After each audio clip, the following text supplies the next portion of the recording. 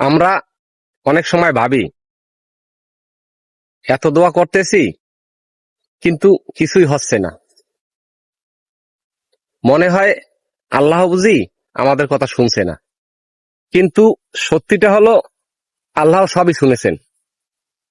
তিনি শুধু তাড়াহুড়ো করেন না, কারণ তিনি জানেন কোন সময়টা আমাদের জন্য সবচেয়ে ভালো।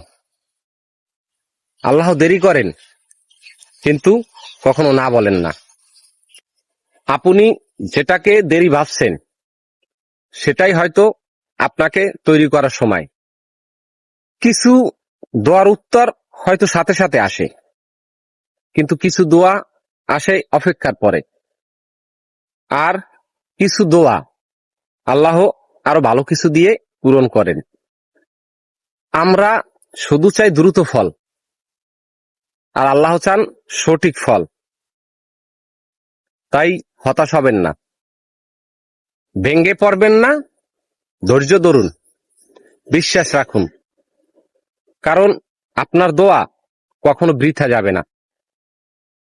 আল্লাহ দেরি করেন কিন্তু কখনো তিনি না বলেন না।